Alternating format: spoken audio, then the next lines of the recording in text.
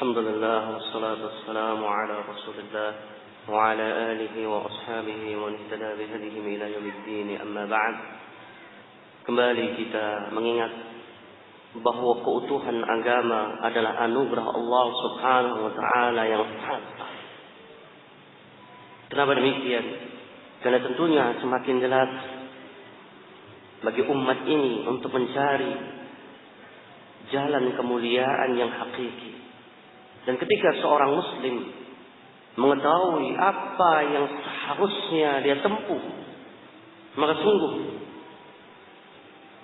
dia akan merasakan lazzatul iman, lezatnya keimanan. Dia memandang dengan mata hatinya, dia merasakan dengan hatinya, dia melangkah dengan hatinya, dia bawa kehidupan dalam sebuah ketundukan sepenuhnya kepada Allah Subhanahu wa taala. Kemudian hadirin rahimani wa rahimakumullah, dakwah Ahlus Sunnah yang berupaya untuk mengibarkan panji Rasulullah sallallahu alaihi wasallam memiliki ciri khas, yang mana ciri ini adalah ciri daripada da'watul anbiya. Dan ketika seseorang tidak memperhatikan dari beberapa perkara yang akan kita nukilkan, maka sungguh hadirin, dia tidak akan merasakan lapangnya kehidupan walaupun dia tersenyum. Dia tidak akan merasakan bebasnya melangkahkan kaki walaupun mungkin di kehidupan dunia dia berlari dengan demikian kencangnya. Karena tentunya batasan-batasan yang diberikan dalam agama kita adalah kebahagiaan, kedamaian, kemuliaan yang hakiki. Dari perkara yang pertama, ciri yang pertama daripada dakwah Ahlus Sunnah yang sangat membedakan daripada seluruh bentuk gerakan dakwah, kalaulah boleh kita katakan yang membedakan dari beragam sempalan yang ada, adalah berikut. Yang pertama, bahwa dakwah Ahlus Sunnah selalu mengibarkan permasalahan tauhid dalam dakwah mereka. Selalu berupaya untuk mengingatkan kepada umat ini tentang hak Allah Subhanahu wa taala. Cobalah perhatikan hadirin rahimani wa rahimakumullah, firman Allah yang kiranya kita sudah menghafalkan, tapi dia sudah letak hakikat kenapa Allah menciptakan kita. Dari situ kita bisa mengetahui bahwa ini merupakan perkara yang paling mulia dan ini perkara yang selalu untuk diutamakan dalam langkah dakwah bagi setiap muslim untuk memperhatikan perkara ini. Ketika Allah mengingatkan wa ma khalaqtul jinna wal insa illa liya'budun, ketika Allah Subhanahu wa taala mengingatkan fa'budillaha mukhlishan lahud-din, ala lillahi-d-dinul khalis, ketika Allah mengingatkan wa ma umiru illa liya'budullaha mukhlishina lahud-din, dan ayat-ayat yang lainnya, maka seharusnya hati kita berupaya untuk kembali mengingat dan menyadarkan kondisi kita bahwa Allah ciptakan kita adalah untuk menjadi hamba-Nya, untuk kita memperbudak diri kita kepada Allah Subhanahu wa taala, untuk kita menjadi hamba yang murah kehidupannya untuk Allah Subhanahu wa taala. Murah langkah kehidupannya untuk Allah, murah hartanya untuk Allah, bahkan murah darahnya untuk Allah Subhanahu wa taala. Hadirin rahimani wa rahimakumullah, pergerakan langkah kehidupan seorang muslim ketika ditegakkan karena tauhid, subhanallah, dia akan mendapatkan keberkahan yang sangat banyak. Dia akan merasakan keberkahan yang sangat banyak. Sehingga dari sini kita bisa kembali mengingat kenapa dakwah yang selalu diingatkan dan menjadi ciri khas bahkan bagi ahlus sunnah adalah da'watut tauhid. Cobalah perhatikan untaian mutiara dari Al-Imam Ibnu Qayyim rahimahullahu taala. Kata beliau, "Man arada 'uluwa bunyanihi fa'alayhi bitawthiq asasihi wa ihkamihi wa shiddati al-i'tina'. فإن علو البنيان على قدر توثيق الأساس وإحكامه فالأعمال والدرجات بنيان وأساسها الإيمان." Subhanallah. Kiranya untaian mutiara ini bisa menggugah semangat kita untuk kembali memperhatikan tauhid, dan kita bisa menyadari bahwa apapun daripada langkah kehidupan bahkan dakwah yang mengenyampingkan permasalahan ini, sebagaimana yang selalu diistilahkan oleh para ulama sebagai da'watun fashilah, dakwah yang bersifat gagal. Walaupun mungkin secara kuantitas dia mendapatkan umat yang banyak, tapi alhamdulillah sebuah kemuliaan dan kebenaran tidaklah diukur dengan dunia. Kalaulah seandainya semua takaran kemuliaan diletakkan kepada dunia, mungkin kita akan menyatakan gagallah para anbiya. Ia dikabarkan oleh Rasulullah sallallahu alaihi wasallam, ada yang memiliki sekian banyak umat, ada yang memiliki 10 umat, ada yang memiliki 1 orang, bahkan ada seorang nabi yang tidak memiliki seorang yang menyambut dakwahnya. Gagalkah mereka? Jawabannya kalla wa alfula, sama sekali tidak. Karena dakwah yang diserukan adalah da'watut tauhid, maka itu bukan kegagalan. Tetapi kembali lagi, kalau kita mengukur dengan apa yang kita sebutkan, berarti gagal. Kalau kita mengukur dengan dunia. Kata beliau, "Man arada 'uluwa bunyani", seseorang, siapapun kita, yang menginginkan bangunan yang menjulang tinggi. Kalau kita ingin membangun bangunan yang tinggi, fa'alaihi bitawthiqi asas, maka yang harus dia lakukan, dia harus benar-benar memperhatikan pondasi. Sekedar memperhatikan pondasi, beliau ingatkan, bahkan wa ihkamah, bahkan dia benar-benar harus mengadakan pengecekan secara lebih optimal.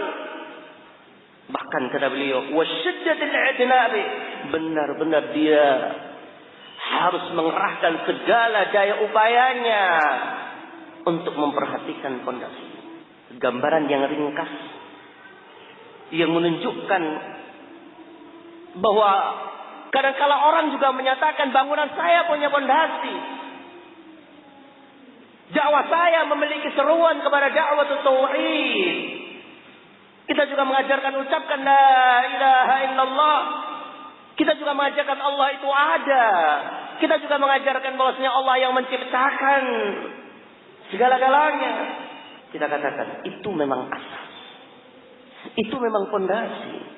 Tapi apakah sudah kembali dilihat bahwa pondasi yang kita bangun ini benar-benar pondasi yang kokoh, yang kelak ketika akan dibangun di atasnya bangunan tegar pondasi itu? Maka kata Imam Ibnu Qayyim, bitawthiq asas. Dan ketika kita sudah benar-benar memperhatikan ini, kita pun tertuntut untuk al-i'tina, senantiasa memperhatikan pondasi. Hadirin rahimani wa rahimakumullah. Silahkan kita kembali kepada rotasi kehidupan yang kadangkala itu menjadi kewajaran dalam masyarakat, dalam keadaan sangat riskan jika kita kaitkan dengan permasalahan tauhid. Masya Allah, dia kadangkala semangat membaca la ilaha illallah sehari 1000 kali, bahkan kadangkala melakukan amalan yang tidak ada dalilnya, berzikir bersama 1000 kali membaca la ilaha illallah atau Allahu Allah. Sebagian mereka seperti itu. Semangat berduyun-duyun masyarakat. Tapi coba, ketika mereka sudah menyakat ini adalah pondasi, kita lihat bangunannya. Kita lihat, kita cek salat yang dia lakukan, dan kemudian kita cek juga perkara yang paling agung, apa keyakinan yang ada pada mereka. Coba perhatikan bagaimana interaksi mereka dengan perdukunan. Kita cek bagi mereka bagaimana sikap mereka yang berkaitan tentang kesyirikan, dengan khurafat, dengan takhayul. Dan ini adalah penyakit super kronis tentunya. Ketika seorang terjerembab dalam kesalahan yang berkaitan dengan permasalahan tauhid. Ya kuasa. Seorang kadangkala dalam kehidupannya, Masya Allah, kadangkala secara dhaif dia menjaga sholat, tetapi subhanallah tidak pernah lepas interaksi dengan dukun umpamanya. Dan ketika terkena musibah, maka seakan-akan hati kita tambah kecut rasanya melihat apa yang menimpa mereka. Subhanallah. Bahkan menjadi headline news di beberapa media, dan itu menunjukkan akidah kita. Meletusnya Merapi berkaitan erat dengan penjaga Laut Selatan. Subhanallah. Itu bukan perkataan yang ringan bagi kita. Dalam keadaan Allah telah mengingatkan, wa ma nursilu bil ayati illa takhwifa. Tidaklah kami tentukan, kami utus tentang tanda-tanda yang ada kecuali sebagai peringatan, sehingga tertanam ketakutan dalam hati kita. Seharusnya mereka kembali bahwa zahara al-fasad fil barri wal bahr bima kasabat aydin nas. Seakan-akan ayat-ayat yang seperti ini yang Allah ingatkan, subhanallah, tidak menjadi peringatan, dan bahkan kadang-kala tidak mereka sadari. Yang mereka ingat ketika musibah, yang menjaga pantai selatan. Bahkan tidak salah apa dikatakan oleh Syekh Muqbil rahimahullah, yang menunjukkan hancurnya tauhid seseorang yang tatkala melihat fenomena yang ada dengan hanya meninjau dan meyakini itu adalah fenomena alam semesta atau fenomena alam semesta. Tidak ada keterkaitan dengan Allah Subhanahu wa taala. Terjadi ledakan, terjadi gempa bumi, selalu kembali ini adanya lempengan yang mulai rapuh yang demikian dan demikian. Ini adalah tauhid. Bahkan ini adalah tauhid rububiyah. Makanya ikhwati fillah, 3 landasan utama dalam agama kita. Setiap permasalahan itu ada keterkaitan yang harus diperhatikan. Baik tauhidul uluhiyah, tauhidul rububiyah, atau tauhid al-asma' was sifat. Di dalamnya memiliki keterkaitan. Di dalamnya ada keterkaitan dengan perbuatan-perbuatan. Mana yang akan semakin menyempurnakan, mana yang akan menggugurkan dari tauhid yang kita sebutkan. Hadirin rahimani wa rahimakumullah. Rasulullah sallallahu alaihi wasallam dalam mengajarkan kepada umatnya tentang kepekaan terhadap tauhid itu demikian mengagumkan. Demikian mengagumkan. Bukan sekedar sedari dini Rasulullah mengajarkan, sebagaimana diajarkan kepada sahabatnya, fa idza sa'alta fas'alillah wa idza ista'anta fasta'in billah. Bahkan pada tingkatan kehidupan keseharian para sahabat dibimbing mereka untuk terjaga tauhidnya. Ingat hadis Abu Waqid al-Laythi ketika segolongan para sahabat, jadi antara mereka ada yang baru saja mendapatkan hidayah, kemudian melewati sebuah tempat, Dzatu Anwa, yang kemudian mereka meminta kepada Rasulullah mengingat apa yang biasa dilakukan pada waktu masih jahiliyah untuk mereka mendapatkan kesempatan melakukan kebiasaan, meminta kepada Rasulullah, ij'al lana Dzata Anwa, Kalau dengan bahasa Syekh Rabi', apa salahnya?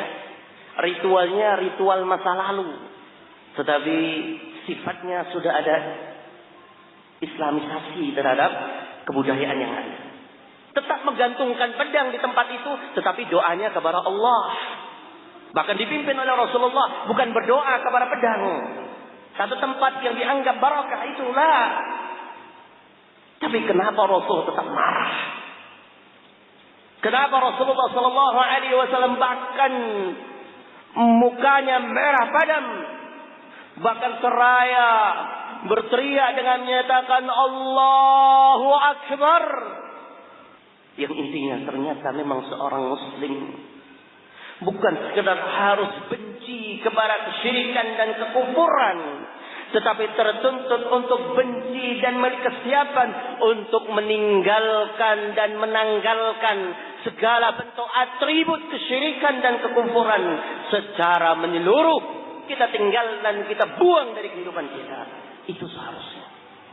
Hadirin rahimani wa rahimakumullah. Suatu saat Umar ibn Khattab radhiyallahu taala anhu menebang sebuah pohon yang tidaklah pohon itu disembah. Itu Syajaratul Ridwan, tempat diadakan Bai'atul Ridwan. Yang mungkin kalau itu terjadi pada zaman kita atau masih ada di zaman kita, mungkin lebih daripada itu. Tapi coba lihat kepekaan daripada Umar ibn Khattab. Ketika tempat menjadi tempat yang biasa, tidak ada terbersih di kaum muslimin untuk mengkultuskan atau yang lainnya. Tetapi tatkala ada segolongan orang yang mulai ketika berhenti di tempat itu atau melewati tempat itu, mulai melihat-lihat pohon ini. Mulai berhenti kemudian seperti merenungkan sesuatu. Kemudian lewat. Maka subhanallah, ketika melihat yang seperti itu, muncul kecemburuan kepada Allah subhanahu wa ta'ala. Dia tidak menginginkan hak Allah itu ternodai. Datang ke tempat itu, kemudian ditebanglah pohon. Subhanallah. Itulah gambaran seorang yang berupaya untuk menjaga tauhidnya, bahkan terus memperhatikan tauhidnya. Coba hadirin, ketika beliau akan mencium Hajar Aswad, apa yang diucapkan oleh beliau? Ini adalah wujud kepekaan tauhid yang mengagumkan. Innaka hajarun la tadurru wa la tanfa'. Kamu ini adalah batu yang tidak bisa memberikan madarat dan juga kamu tidak bisa memberikan manfaat. Kalau aku tidak pernah melihat Rasulullah sallallahu alaihi wasallam mencium kamu, ma qabbaltuk. Aku tidak akan mencium kamu. Subhanallah. Bukan pengkultusan kepada batu, tetapi ibadah yang dia lakukan karena diperintahkan. Cium batu, cium batu.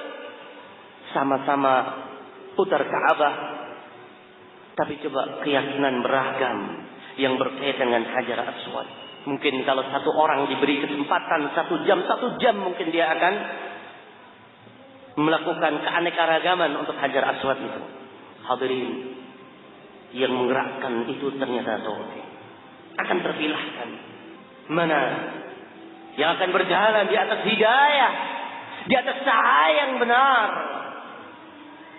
dan mana yang berjalan walaupun mereka mengaku bercahaya, tapi hakikatnya adalah kegelapan.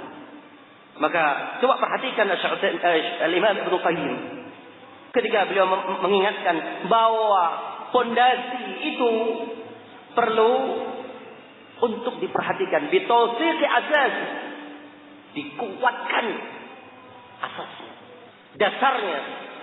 Semakin tinggi pondasinya semakin apa? Semakin dalam. Semakin tinggi, semakin dalam, semakin tinggi, semakin dalam. Yang seakan-akan mengingatkan kepada kita bahwa loncatan amalan semakin tinggi yang dilakukan oleh seorang hamba, itu menunjukkan ketauhidan yang ada pada dirinya. Jawaban bagi kita, kenapa mereka mampu melakukan demikian dan demikian langkah amalan yang mengagumkan? Jawabannya ringan, tauhid. Para sahabat sanggup melakukan beragam ketaatan yang kalaulah itu ada di hadapan kita mungkin hanya sekedar bayangan bagi kita. Hadirin rahimani wa rahimakumullah. Kemudian kata beliau ihkamih. Setelah kita menggali pondasi yang dalam, maka kita perhatikan semua kerapian. Kita perhatikan segala hal yang berkaitan dengan pondasi. Betul-betul yang siap kita tanamkan adalah sesuatu yang akan kelak menjadi pondasi. Setelah itu, wasyiddatil i'tina. Terus kita perhatikan. Hadirin, ketika Rasulullah sallallahu alaihi wasallam akan wafat, coba perhatikan syiddatul i'tina yang digambarkan oleh Imam Ibnu Qayyim ini.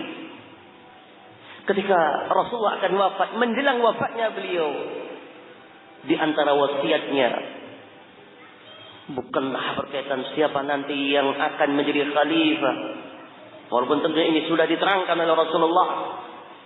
Tidak berkaitan dengan perkara-perkara yang mungkin menurut gambaran kita layaknya seorang pemimpin di masa kita.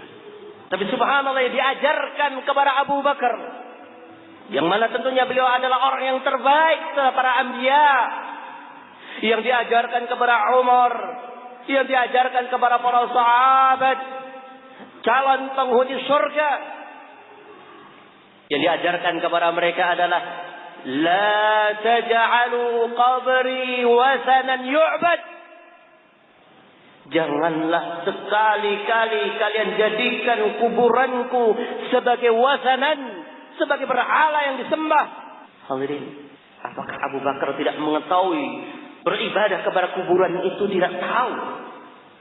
Sekian puluh tahun menyertai Rasulullah dalam kesedihan, kesulitan, kemudahan, dalam keadaan genting, dalam keadaan aman.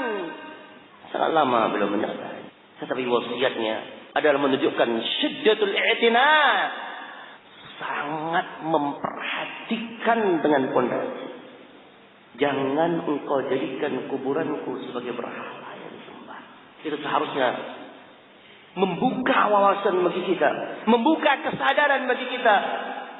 Bukan sekedar kembali kepada kita untuk kita mengembalikan tauhid kita, memperhatikan tauhid kita, tapi dalam semua permasalahan, dalam langkah dakwah kita, maka tauhid itu menjadi perkara yang utama. Suatu saat Syekh Fauzan hafizahullah taala ketika berkunjung ke kota Nabi di Masjid An-Nabawi, beliau mengadakan daurah yang hadir sekian banyak para ulama, bahkan duduk di dalamnya Syekh Abdul Muhsin Al-Abbad, duduk di sana para ulama bersimpuh di hadapan beliau. Apa yang beliau ajarkan? Beliau mengajarkan kembali tentang hadis Jibril, tentang rukun Islam, rukun iman. Kadangkala membaca tentang usulul salatah, membaca kitab-kitab yang Masya Allah, mungkin kalau daurah bagi kita, itu yang kita lakukan. Subhanallah, ini kadangkala kurang mendapatkan perhatian. Maka ingat, di kesempatan ini kita harus selalu mengingat bahwa ciri dakwah Ahlus Sunnah adalah ikhlasuddin, mengingatkan kepada perkara ini, yaitu tauhid. Maka logikanya dari apa yang dikatakan oleh Imam Ibnu Qayyim, bahwa bangunan yang tinggi secara zahir tapi lemah pondasi, runtuh. Hadirin, kalau yang runtuh itu amalan, menjadi sesuatu yang haba'an mansura, maka inilah yang tentunya seharusnya menyedihkan kita. Hadirin rahimani wa rahimakumullah, kadang-kadang Masya Allah sudah dia tunaikan untuk ziaratul hajj, sudah dia tunaikan untuk membayar zakat, dan jangan tanya tentang salat dan puasa, tapi kadang-kala tidak terlepaskan dari beragam keyakinan-keyakinan kesyirikan yang ada. Allah musta'an. Pemimpin ritual pelepasan kerbau selamat yang dinamakan Kiai Slamet di Solo, itu yang memimpin adalah alumni Timur Tengah juga. Kadang-kadang kita megang di mana? Pondasi apa yang mereka bangun? Subhanallah. Pondasi apa yang mereka bangun? Bahkan pesta sedekah laut, pengajian akbarnya, Masya Allah, dipimpin oleh seorang yang menyatakan dirinya sebagai dai. Apalagi namanya subhanallah, sejuta umat sudah ada di hadapannya. Apa yang dibangun? Apa yang dibangun? Semangat melakukan langkah dakwah, tetapi dia merupakan asas. Dan ini merupakan pun asas yang sangat harus mendapatkan perhatian. Kalau seperti ini hakikatnya, apapun namanya, ini fasilah, ini kegagalan. Hadirin rahimani wa rahimakumullah. Kata Imam Ibnu Qayyim, wa hadha al-asas amrani. Fondasi ini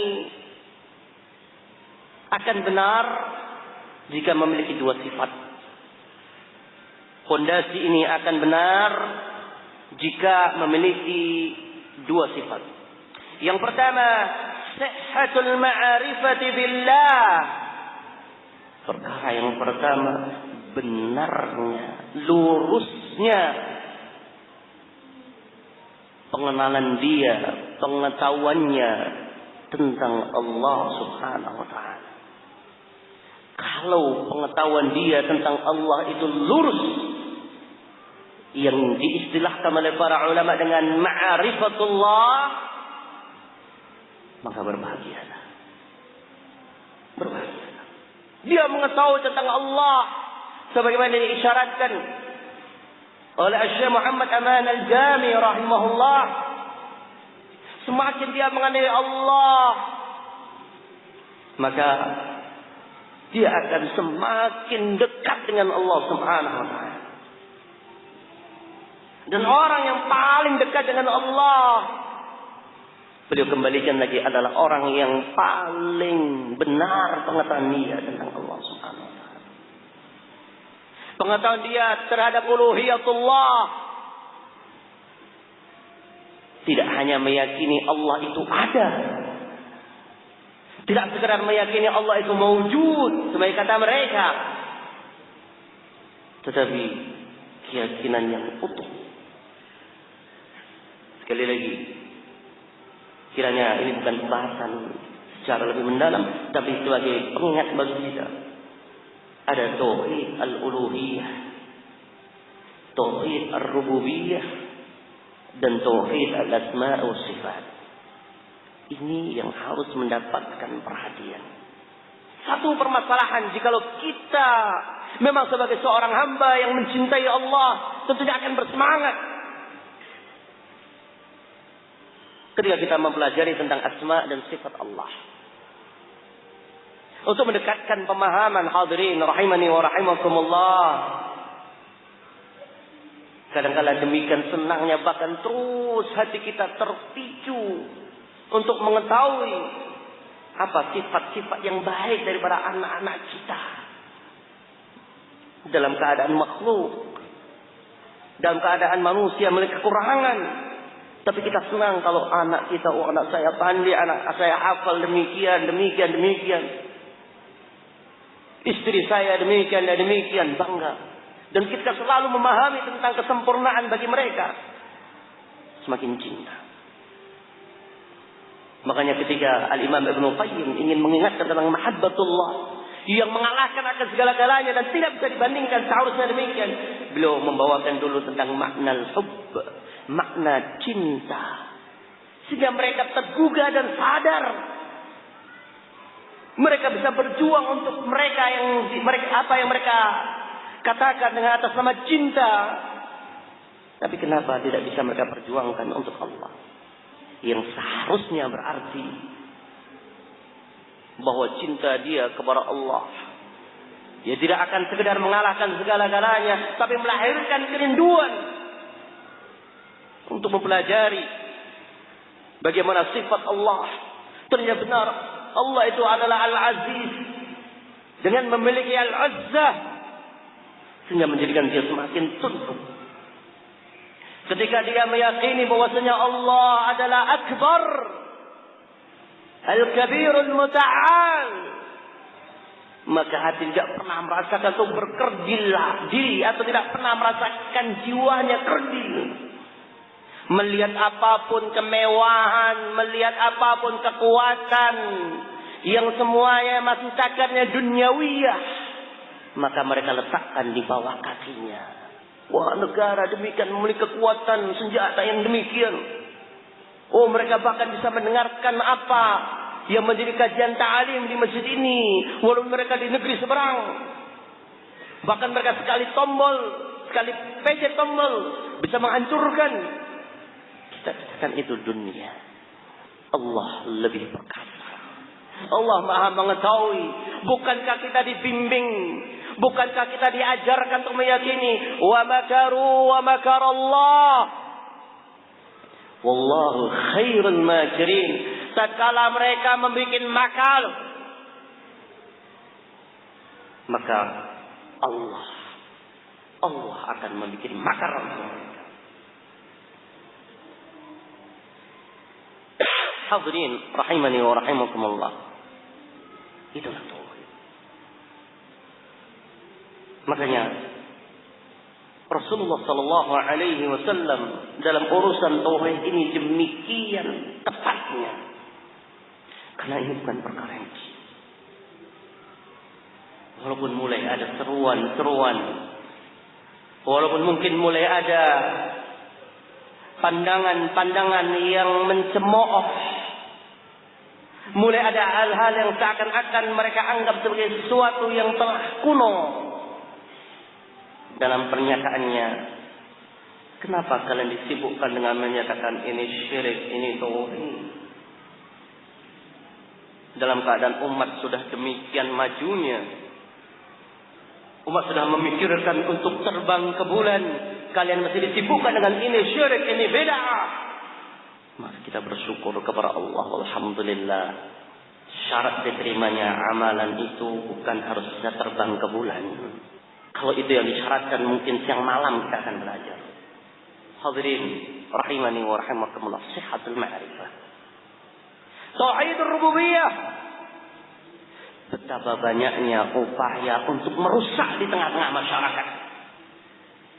Jangan menyangka yang berkait dengan tauhid rububiyah ini tidak ada penyakit yang menjalar di tengah-tengah kita. Atas nama pelajaran eksak, biologi, fisika, kimia, berapa banyak orang yang mengingkari adanya Allah Subhanahu wa taala, atau bahkan kadang-kala kita melakukan salat tapi mengajarkan wujud pengingkaran kepada Allah dengan tanpa sadar, yang mereka ketahui hanyalah ini pengetahuan. Mungkin kita sama-sama ingat waktu kita belajar, di awal kita belajar diajarkan tentang rotasi kehidupan, yang intinya namanya alam itu kembali kepada alam. Sampai subhanallah, kalau kita lihat banyaknya pendukung bahkan dari kaum muslimin, ketika teori seorang mulhid kafir najis qatalahullah sudah cacat, kafir mulhid. Seorang ilmuwan dari Inggris, ahli fisika, dia menyatakan, setelah saya ketahui dan saya pahami, Allah itu tidak ada di sana yang dikatakan sebagai pencipta, kecuali alam itulah yang menciptakan dirinya. dalam keadaan dirinya sudah cacat, kafir, mulhid. Dan ini mendapatkan dukungan bukan dari sekedar orang kafir, bahkan kaum muslimin dengan beragam komentarnya. Ini yang berkaitan rububiyah. Jangan dikira tidak ada. Jangan dikira kita aman. Jangan hanya dikatakan bahwa saya mengingkari hanya komunis. Allahu musta'an. Kemudian juga yang berkaitan dengan al-asma' wa sifat pun demikian banyaknya. Sampai kata para ulama, bahkan ciri dari para ahlus sunnah yang diisyaratkan oleh al-Imam Al-Albani rahimahullah ta'ala, kalau kita bertanya kepada seorang orang, aina Allah, di mana Allah, akan beragam jawabannya. Dan seakan-akan keyakinan seperti ini bukan sesuatu peta dakwah yang penting menurut anggapan seorang. Maukah dia menyatakan Allah di mana-mana, atau Allah menyatu dengan fisik manusia? Itu nggak masalah. Yang penting orang rajin sholat. Umpamanya kita katakan ini adalah sebuah mimpi, ingin membangun dengan tanpa fondasi. Terbangun memang, tapi tunggu coba. Ada angin yang menerjang, runtuhlah bangunan itu. Suatu saat saya pernah berjumpa dengan seseorang. Alhamdulillah, dia menceritakan dirinya sebagai penggiat dakwah yang sudah sekian lama, keliling di berbagai tempat. Tapi coba, di antara obrolannya ya waktu itu antara saya dengan orang ini, dia bilang ternyata di daerah kita ini masih banyak tempat-tempat yang di situ ada para wali Allah yang terlupakan. Apa yang Anda maksudkan dengan wali Allah yang terlupakan? Yaitu hasil perbincangan saya dengan sesuatu yang sifatnya halus. Dia katakan pernah melewat suatu tempat, di situ ternyata ada kuburan wali yang harus sebenarnya diingatkan kepada masyarakat bahwa di situ ada kuburan seorang wali yang harus kembali dijaga. Dia contohkan, saya temukan di tempat ini ada kuburan para wali katanya. Sampai menjurus kepada pembicaraan yang intinya adalah kesyirikan. Inilah yang kita katakan bermimpi membangun sesuatu yang indah, sesuatu yang besar, tetapi tidak ada fondasi atau tanpa fondasi, atau fondasinya sangat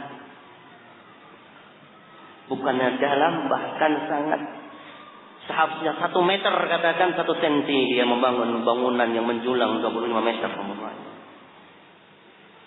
Allah musta'an. Makanya ya ikhwati fillah, ingat bahwa janji Allah Subhanahu wa ta'ala itu hanya Allah akan berikan kepada mereka yang menolong Allah Subhanahu wa ta'ala. Dan yang menolong Allah, sebenarnya Allah ingatkan, in tansurullaha yansurkum, adalah mereka yang berupaya untuk menegakkan agamanya dengan tauhid. Sebenarnya disyaratkan oleh para ulama ketika mentafsirkan in tansurullaha yansurkum. Sifat yang kedua, pondasi yang harus ada dalam kehidupan kita, yaitu tajridul inqiyad lah wa li rasulih duna ma siwah.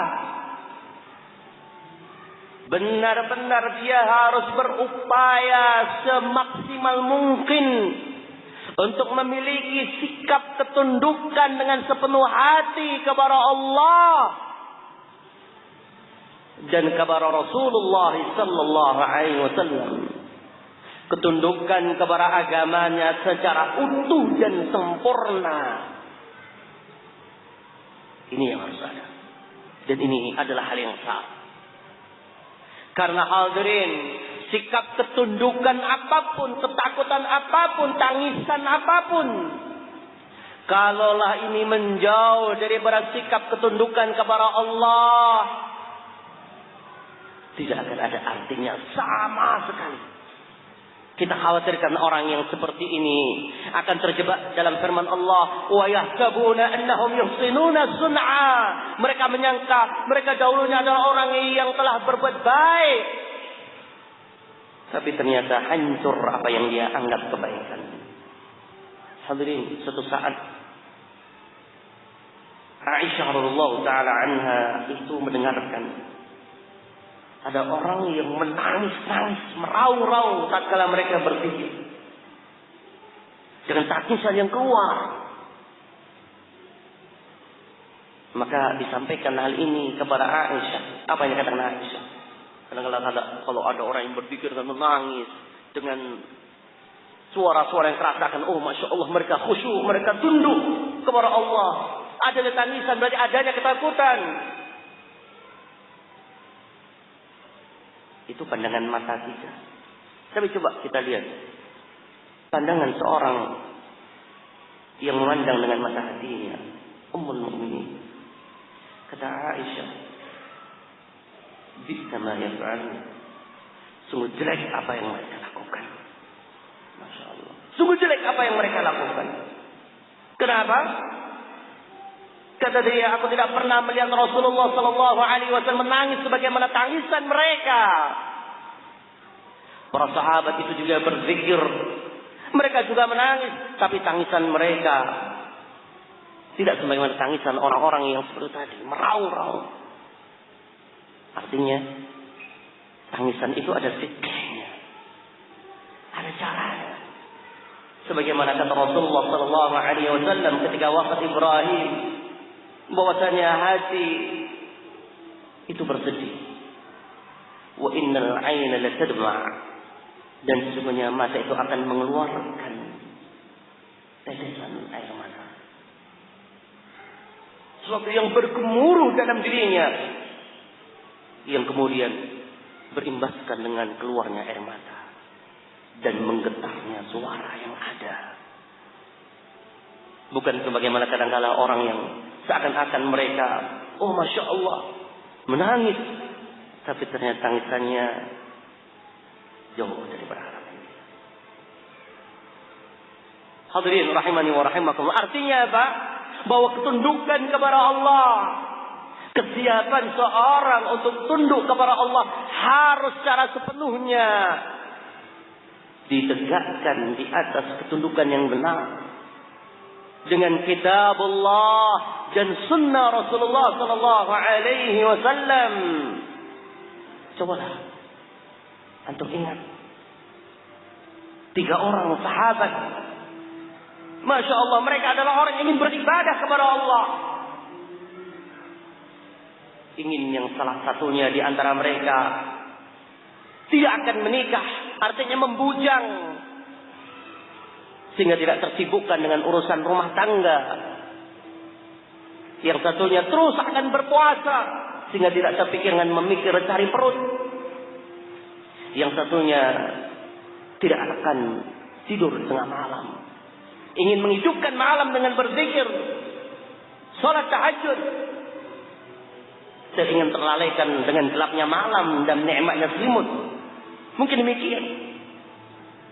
Tapi apa yang dikatakan oleh Rasulullah sallallahu alaihi wasallam? Beliau tegaskan setelah beliau menyatakan bahwasanya beliau adalah orang yang bertakwa, wa innil atqakum wa akhsyakum. Aku adalah orang yang paling takut di antara kalian, dan aku adalah orang yang paling memiliki khasyah, paling bertakwa, paling takut. Beliau bahwa dirinya juga tetap menikahi wanita. Beliau kadang-kala berbuka, dalam arti tidak puasa, kadang-kala berpuasa. Wa inni la atazawwaju nisa. Sampai kata beliau, man raghiba an sunnati falaysa minni. Hadirin rahimani wa rahimakumullah. Intinya bahwa gerakan kehidupan ketika motornya adalah tauhid, ketika bangunan, kekuatan pondasinya itu muncul daripada tauhid, akan barokah. Akan barokah langkah kehidupannya. Sehingga semuanya akan bisa ditegakkan dari apa yang disyaratkan oleh Al-Imam Ibnul Qayyim rahimahullah, syajaratul ikhlas. Akan muncul apa yang dinamakan syajaratul ikhlas, pohon keikhlasan.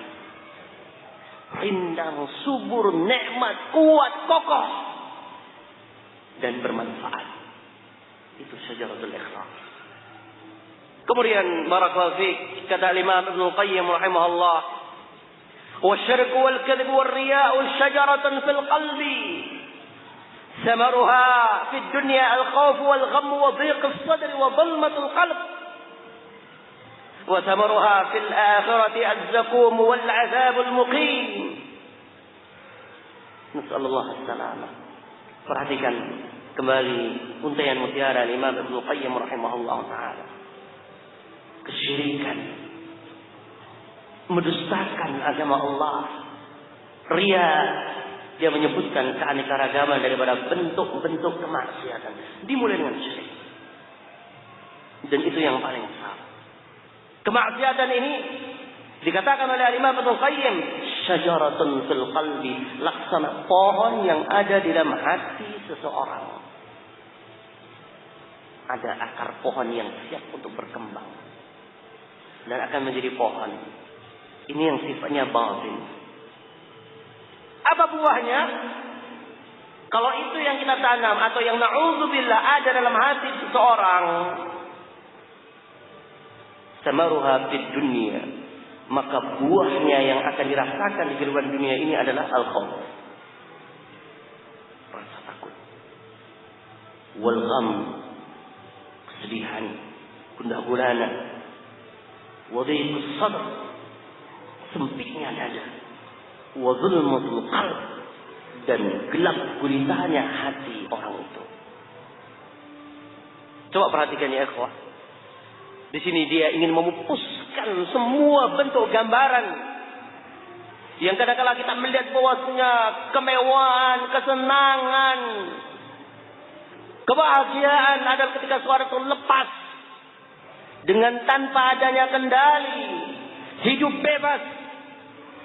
Seakan-akan setiap hari dia menari-nari, tidak ada kendali, terus seakan-akan demikian itu kemewahan dan kenikmatan dalam kehidupan, lepas dengan tanpa batas. Seakan-akan itulah kehidupan. Kita katakan itu adalah kedustaan. Wallahi itu adalah kedustaan. Disingkap oleh Al-Imam Ibnu Qayyim, hakikatnya mereka itu merasakan dalam hatinya al-khauf, ketakutan, adanya gundah gulana yang menyelimutinya, dan adanya hati yang sempit. Wallahi hati yang sempit seseorang. Nasallallahu salamah. Digambarkan oleh Al-Imam Ibnu Qayyim ketika seseorang itu terpesonanya dengan dunia, maka rasa takut, gundah gulananya itu semuanya kembali kepada urusan dunia. Seorang yang biasa melakukan kemaksiatan itu hatinya terus akan bergemuruh ketika dia belum bisa atau tidak mendapatkan apa yang dia inginkan. Karena dia merasakan kenikmatan itu tak kala melakukan kemaksiatan, lepas daripada itu dia akan merasakan gundah gulana, kembali kepada yang hakikatnya adalah kegelapan. Sampai digambarkan oleh beliau orang yang biasa melihat wanita tabarruj, wanita yang bersolek, itu lelaki ini pandangan matanya terus, itu tidak akan bisa dia mengendalikan, berkecamuk di hatinya. So, ketika melihat wanita, melihat bahkan ada kesempatan untuk mengintip, dia akan mengintip. Rasanya gundah gulana kalau dia tidak lepaskan pandangan, akan ada kekecewaan. Terus demikian. gemuruh dalam dirinya. Tetapi bukan gemuruh yang membawa untuk bagaimana dia taat kepada Allah, tapi bagaimana berbuat maksiat kepada Allah. Wa samaruha fil akhirati az-zaqum. Kalau di dunia dia mendapatkan hal yang seperti ini, ingat, akibat di akhirat kelak yang akan dia tuai, yang akan dia petik daripada buahnya, kata Imam Ibnu Qayyim, adalah buah zakum. Syajaratus zakum wal azab, adanya azab. Nasallallahu salam.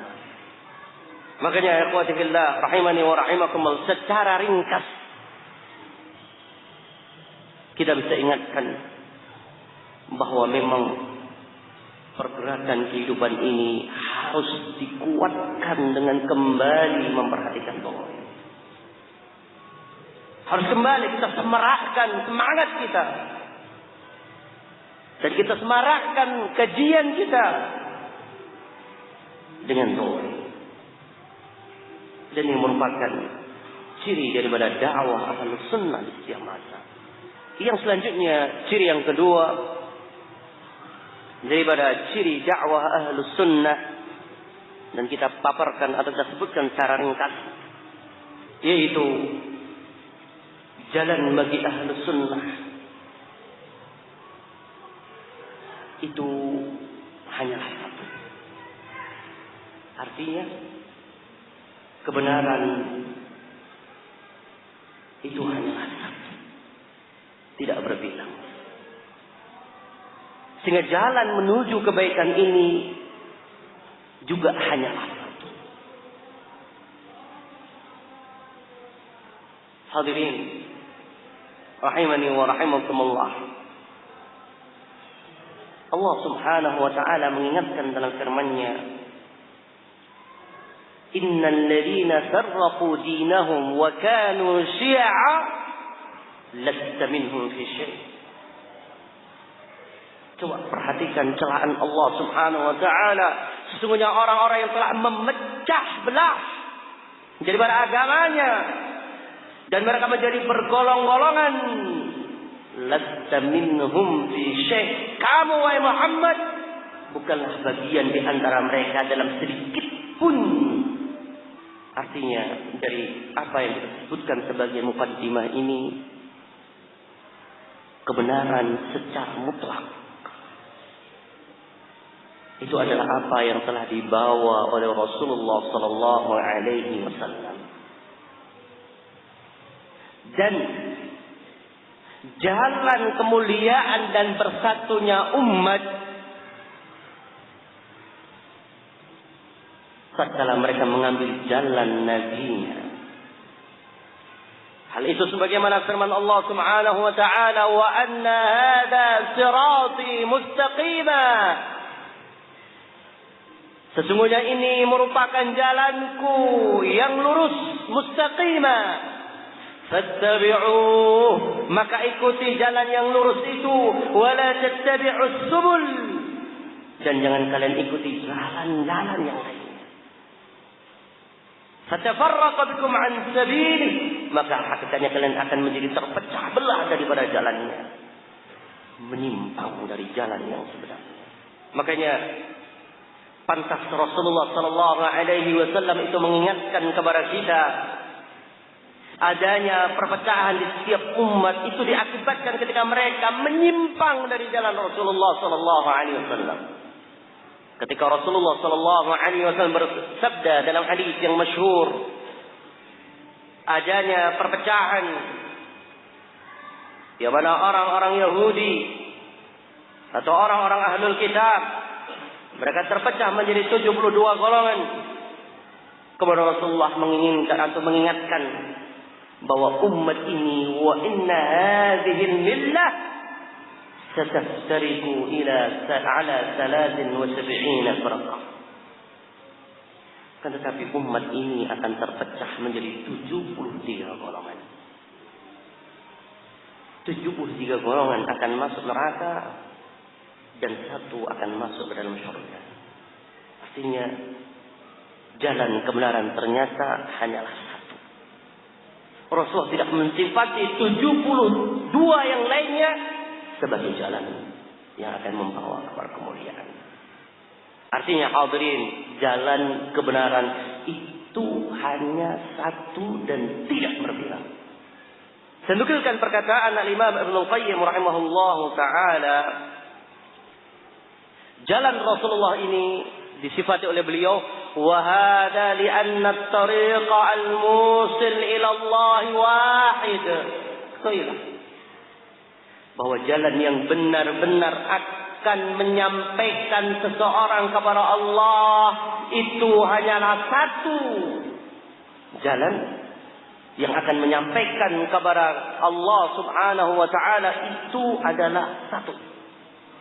Wa huwa ma ba'atha bihi rusulah wa anzala bihi kutubah wa la yasilu ilaihi ahadun illa min hadhihi at-tariq.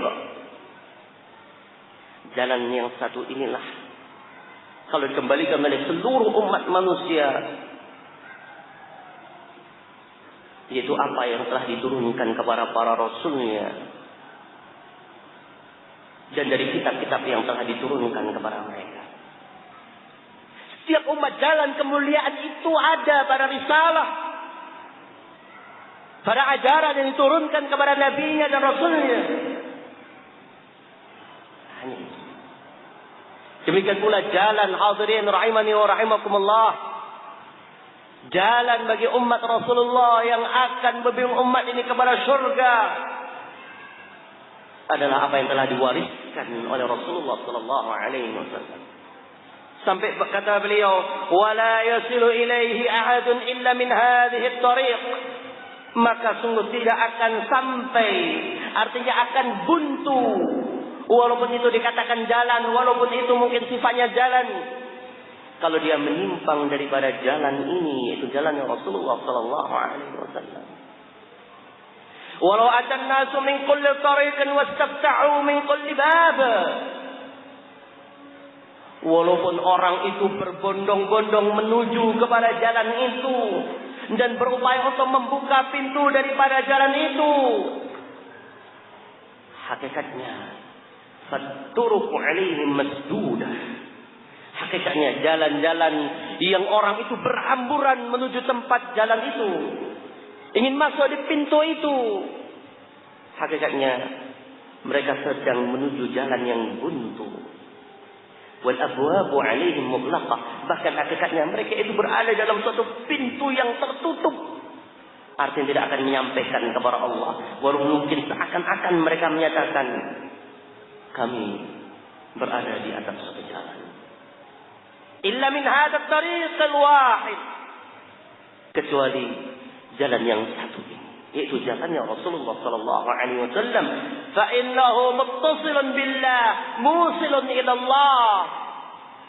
Jalan ini benar-benar berhubungan dengan Allah, dan orang yang berjalan akan berjumpa dengan Allah Subhanahu wa taala.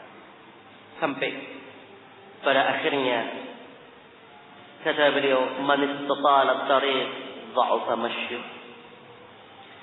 Hakikatnya walaupun kadang-kala orang itu bersemangat untuk berjalan, tapi kalau jalannya bukan menempuh kepada jalan, dia muter terus kepada jalan yang bukan jalan Allah, pada hakikatnya orang itu akan lemah dan akan semakin lemah jalannya. Dan secara ringkas yang diinginkan bahwa jalan kebenaran itu hanyalah satu, adalah ikhlasul dinillahi ta'ala. Bagaimana kita berupaya untuk tunduk secara penuh dengan agama Allah ini kepada Allah. Artinya secara sepenuhnya penghambaan kepada Allah dengan apa yang telah Allah turunkan kepadanya. Yang kedua, tajridul mutaba'ah li Rasul. Benar-benar kita hanya mengikuti bimbingan Rasulullah sallallahu alaihi wasallam. Secara ringkas kita bisa ingatkan kepada hadirin semuanya bahwa seorang muslim itu harus kritis. Bagaimana maksudnya? Kalaulah ilmu dunia, dia berupaya untuk bagaimana melakukan sesuatu yang sifatnya ketat, sehingga jangan sampai salah ataupun gagal, maka demikian pula yang berkaitan dengan agama. Ketika ada orang yang menyatakan, oh ini ada amalan demikian, maka dia akan menyatakan mana dalilnya. Karena hadirin, agama ini utuh dan sempurna dan Allah akan jaga. Inna nahnu nazzalna dzikra wa inna lahu lahafizun. Allah yang akan menjaga, itu semuanya utuh dan ada. Tinggal upaya daripada kita. Di mana kita letakkan upaya kita? Di mana kita bangun semangat kita untuk talabul ilmi, sehingga mutaba'ah itu akan semakin lurus. Mutaba'ah, mengikuti jalan ini akan semakin lempang. Karena hakikatnya jalan yang ditempuh selama itu bukan jalan Allah, hakikatnya berliku-liku dan buntu. Sebagaimana firman Allah, "Walau kana min 'indi ghairillah lawajadu fihi ikhtilafan katsira." Kalau dia menempuh sesuatu yang selain daripada Allah, atau jika sesuatu itu datang dari selain Allah, niscaya mereka akan dapati di situ ada perselisihan pendapat yang sangat banyak. Konsep apapun yang ditawarkan, selama itu adalah takarannya duniawiyah, mungkin kita akan katakan omong kosong. Oh ini ada kebahagiaan kehidupan, oh ini demikian, kita katakan nonsen. Kata orang, artinya tidak ada artinya bagi kami. Makanya jalan yang lurus ini disifati oleh Rasulullah Sallallahu Alaihi Wasallam. Sebenarnya diriwayatkan oleh Imam Ahmad, Ibnu Majah dan yang lainnya. Laqad taraktukum ala mathlil bayda, lailuha kanahariha, la yazighu ba'di anha illa halik. Kata Rasulullah, sungguh aku telah tinggalkan kalian pada suatu jalan yang putih, jelas, tidak ada kesalahan. Lailuha kanahariha, malamnya itu seperti siang. Di sini kita bisa mengingat kenapa Imam Waqi' menyatakan wasiatnya kepada Imam Syafi'i, al-ilmu nurun, ilmu itu adalah cahaya. Benar-benar cahaya. Sehingga Rasulullah menyatakan lailuha kanahariha, malamnya itu seperti siangnya, terang benderang. Kenapa? Dia melihat dengan kacamata agama. Makanya, akhwati fillah, bangun kepekaan dalam kehidupan ini dengan selalu bertanya tentang perkara yang hak.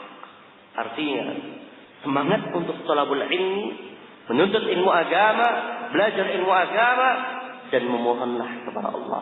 Semoga Allah melapangkan dada kita dan ringan dalam langkahkan atau dalam langkah dalam kebaikan.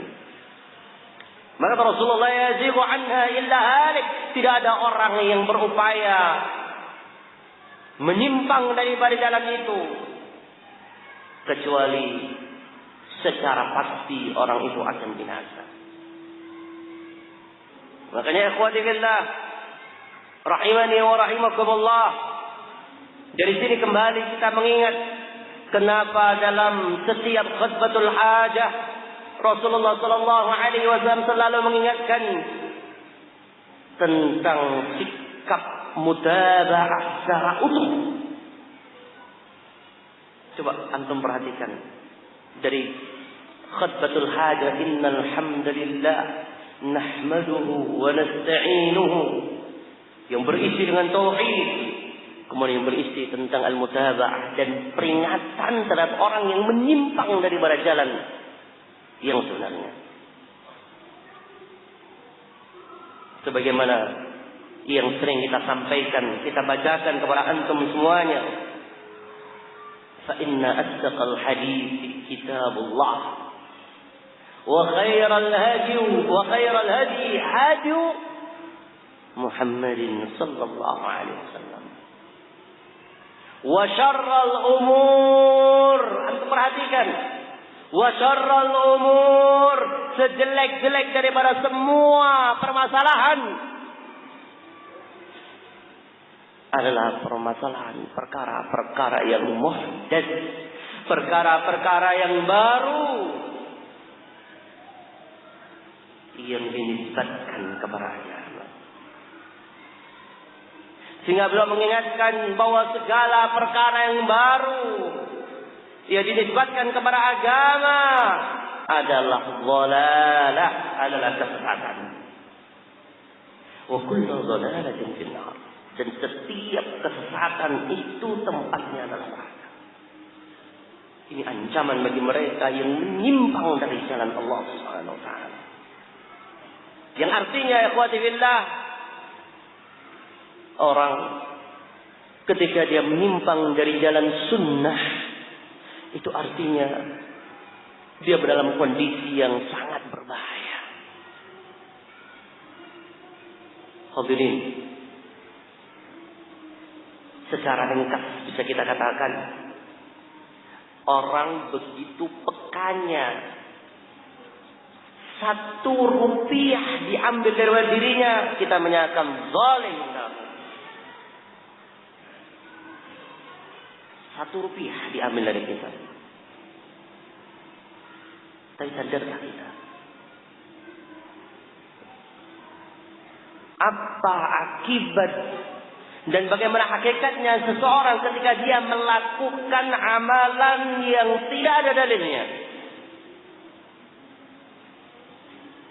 Ingin berjalan bukan pada jalannya, bukan pada jalan yang diwariskan. Walaupun dia menyatakan kami mengingat Allah, hadirin, ini bukan hal yang kecil. Ini pelanggaran hakullah. Karena hakut tasyri' hakullah. Hak tasyri' itu adalah hak Allah. Allah yang menurunkan syariah, Allah yang menentukan syariah. Kalau kita mengatakan oh ini baik dalam keadaan tidak pernah dinyatakan Allah baik, ini namanya pelanggaran, kejahatan. Ingin menampakkan duri dengan ajaran. Hadirin rahimani wa rahimakumullah. Aneh memang orang itu. Dia ingin berjalan, dia taburkan duri, dia lintangkan bebatuan, marabaa yang lainnya, kemudian dia ingin berjalan dan berlompat-lompat di jalan itu. Ini kebodohan. Makanya Rasulullah mengingatkan dalam setiap atau dalam khutbah hajahnya, selalu mengingatkan bahwasanya perkara yang paling buruk adalah perkara-perkara yang muhdats. Maka sebagai penutup dari perkara yang kedua ini, ingatlah apa yang dikatakan Abdullah bin Umar. Kata Ibnu Umar radhiyallahu taala anhuma, kullu bid'atin dhalalah wa in ra'aha an-nasu hasanah. Setiap perkara yang bid'ah, perkara yang baru, dia dinisbatkan kepada agama tapi tidak ada keterangannya, itu adalah kesesatan.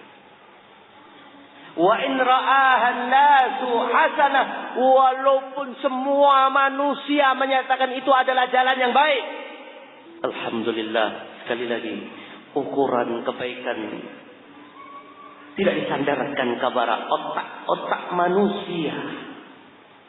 Kalau sandaran kebaikan itu dilandaskan dengan otak manusia, maka tentunya tidak sekali beragam definisi tentang kebaikan, bahkan na'udzubillah, yang ada tentunya adalah kehancuran dalam kehidupan dunia. Yang ketiga, daripada ciri dakwah ahlu sunnah, yaitu sikap komitmen mereka untuk kembali kepada salaf, sikap sikap komitmen mereka untuk kembali kepada salaf dalam menjalankan, memahami kitabullah dan sunnah. Dan ini adalah ciri khas yang sangat membedakan dengan beragam seruan, walaupun mereka berupaya untuk menampilkan bahwa mereka di atas agama Allah Subhanahu wa taala. Dalam banyak ayat Allah Subhanahu wa taala mengingatkan kepada kita, sebagaimana firman Allah umpamanya, saya nukilkan satu ayat untuk meringkaskan. وَمَنْ يُشَاقِقِ الرَّسُولَ مِنْ بَعْدِ مَا تَبَيَّنَ لَهُ الْهُدَى وَيَتَّبِعْ غَيْرَ سَبِيلِ الْمُؤْمِنِينَ نُوَلِّهِ مَا تَوَلَّى وَنُصْلِهِ جَهَنَّمَ وَسَاءَتْ مَصِيرًا. Coba antum perhatikan, di sini disifati sebagai orang-orang yang menentang kebenaran. Seseorang yang melangkahkan kakinya di luar jalan orang-orang yang beriman, di luar jalan para sahabat radhiyallahu taala anhum. Allah berfirman, "Wa man yushaqiqir rasul", siapapun yang menentang rasulnya setelah jelas baginya petunjuk, dan mereka mengikuti jalan selain jalannya orang-orang yang beriman, nuwallihi ma tawalla, maka kami akan palingkan orang ini tatkala orang ini berpaling. Semakin dia berpaling dari Allah, semakin Allah akan palingkan. Dan pada akhirnya kami akan masukkan orang ini ke neraka jahanam dan sejelek-jelek tempat kembali. Ini satu ayat di antara sekian ayat yang mengingatkan bahwa seorang muslim itu wajib, bahkan sebagai bentuk komitmen dia sebagai hamba Allah dalam beragama, itu mengikuti apa yang telah diajarkan Rasulullah sallallahu alaihi wasallam kepada para sahabat. Karena para sahabat itu menyampaikan sesuatu bukan dari hawa nafsunya. Para sahabat mewariskan kepada kita apa yang diwariskan Rasulullah sallallahu alaihi wasallam. Kemudian diwariskan kepada para tabi'in. Dan selanjutnya mereka salafun salih. Hadirin rahimani wa rahimakumullah. Sebagai penutup, saya nukilkan alasan Ibnu Mas'ud. Kenapa kita mesti mengikuti jalan para sahabat? Bukankah setiap kita memiliki akal? Bukankah setiap kita berhak untuk memahami? Kita katakan, sebelum kalian bertafakkur, cobalah camkan dan fahami, kemudian bertafakkurlah dengan apa yang telah diingatkan oleh Ibnu Mas'ud radhiyallahu taala anhu dari jawaban untuk kita kenapa jalan para salaf, jalan para sahabat itu merupakan jalan yang terbaik. Kata beliau, kata Ibnu Mas'ud, "Man kana minkum mustannan falyastanna biman qad mat."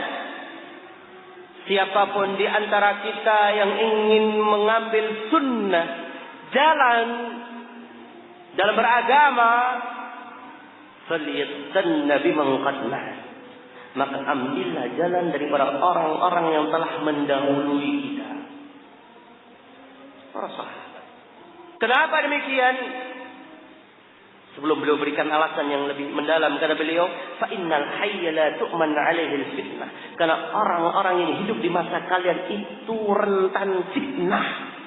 Terlalu banyak ambisi, terlalu banyak, dengan kata ringkas, tendensius. Tidak aman daripada fitnah. Tidak menutup kemungkinan ada di antara orang-orang ini yang jujur, tetapi fitnah daripada dunia ini demikian kuatnya mencengkram,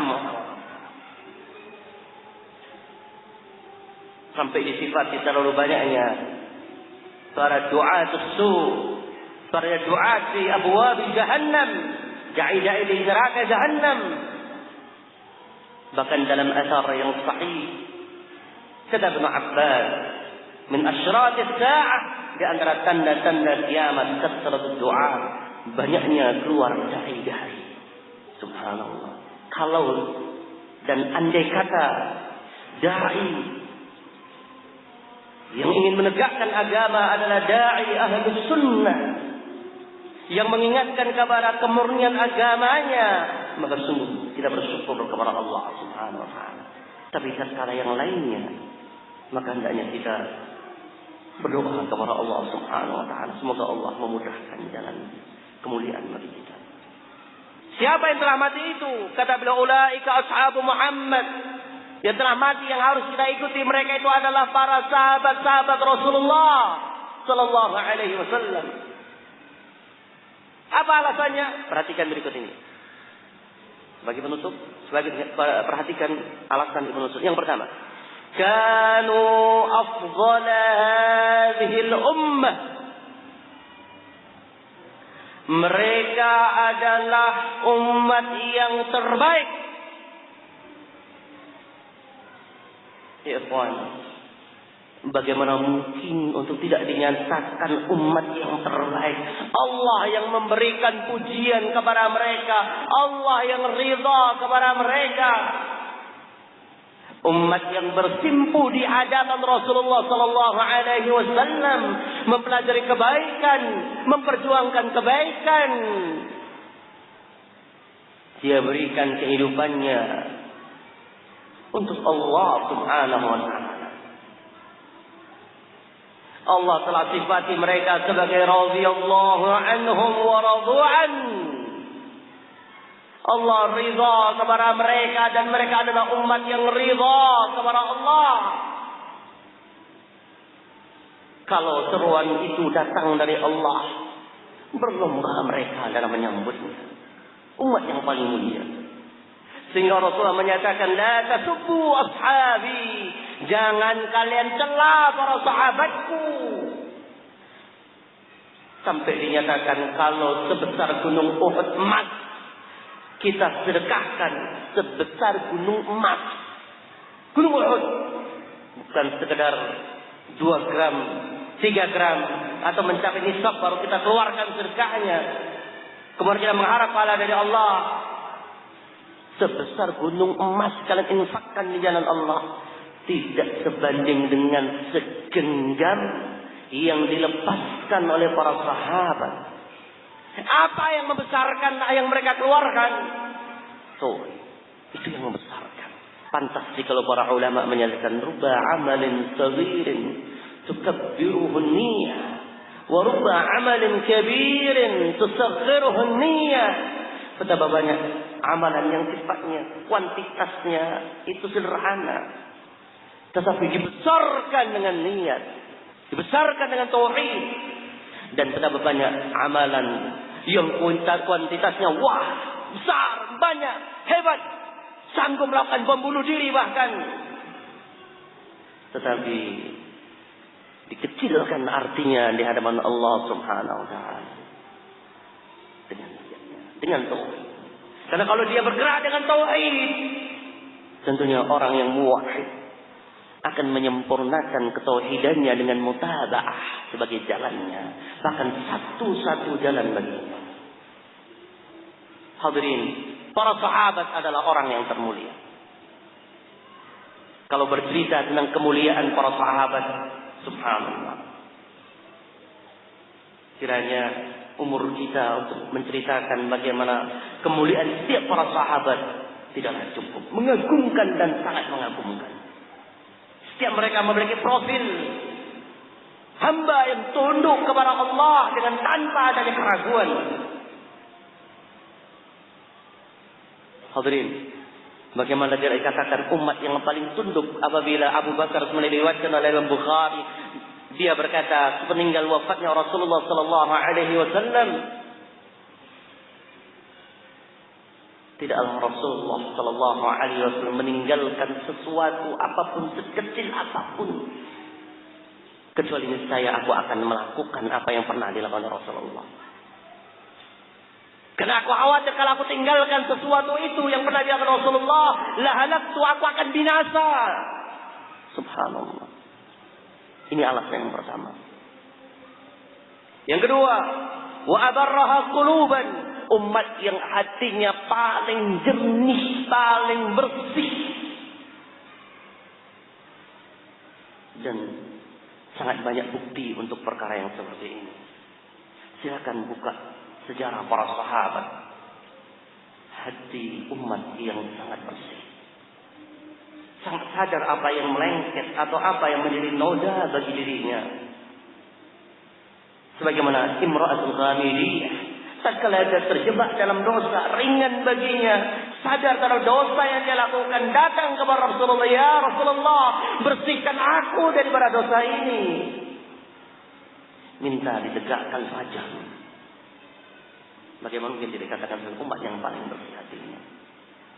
Yang selanjutnya, wa'amakuha ilmu. Umat yang paling dalam ilmunya. Ini juga bercerita tentang dalamnya ilmu para sahabat. Masya Allah. Tidak sekedar mereka menghafalkan warisan Rasulullah, tapi pemahaman mereka. Kenapa kok bisa dikatakan pemahamannya paling dalam? Gurunya Rasulullah, bersimpul di hadapan Rasulullah. Setiap hari mereka merindukan wejangan Rasulullah. Mereka hafalkan, mereka tuliskan, mereka wariskan. Kadang-kadang kita merasa bangga dalam keadaan siapa? Oh, guru saya si fulan. Bangga kalau kita mengukur seorang itu dengan gurunya. Oh, dia belajar dengan profesor, doktor penipu umpamanya. Wah, sudah Masya Allah. Bahkan dengan sekedar membaca sudah bangga. Oh, menurut saya dalam karya besar, yaitu membumikan Al-Quran. Wah, Masya Allah. Baru membaca kitab yang seperti ini, atau buku yang menyesakkan ini, itu sudah seakan-akan wah. Ceramahnya itu kalau nukil berkata Profesor Doktor Fulan, sudah merasa Masya Allah. Dan kan mungkin belum pernah bertemu. Ini sekedar mendekatkan pemahaman. Lalu bagaimana kalau dia bersimpuh di hadapan Rasulullah? Abu Bakar, Umar, Utsman, para sahabat. Yang terakhir, wa aqalluha taqalluf. Umat yang paling tidak suka untuk membebani diri dengan sesuatu yang tidak ada ilmunya. Itu para sahabat. Tidak suka membebani. Mereka beramal dengan mencukupkan. Apa yang sudah ada dalam Al-Quran dan Sunnah diamalkan. Tidak pernah takalluf. Makanya hadirin rahimani wa rahimakumullah, demikianlah. Oleh sebab itu, dari sekedar 3 permasalahan, ada permasalahan-permasalahan yang lainnya.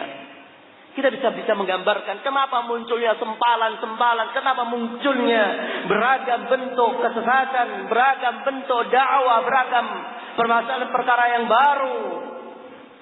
Dari 3 permasalahan mungkin kita sudah bisa memahami. Dan kita bisa melihat dan mengukur apa yang ada. Dan keselamatan bagi seorang hamba ketika hamba ini terjaga. Ketika hamba ini mendapatkan taufik dari Allah Subhanahu wa taala, dan pada akhirnya semoga Allah Subhanahu wa taala menjadikan kita sebagai hamba-hambanya yang tunduk kepada-Nya, hamba-hamba yang senantiasa mentauhidkan, tunduk dan beribadah kepada Allah, dan semoga Allah Subhanahu wa taala menganugerahkan istiqamah dan pada akhirnya husnul khatimah. Wallahu a'lam bishawab. Kiranya ini yang bisa kita sampaikan, kurang lebihnya mohon maaf. Subhanallah wa bihamdika asyhadu an la ilaha illa anta astaghfiruka wa atubu ilaik. Assalamu alaikum warahmatullahi wabarakatuh.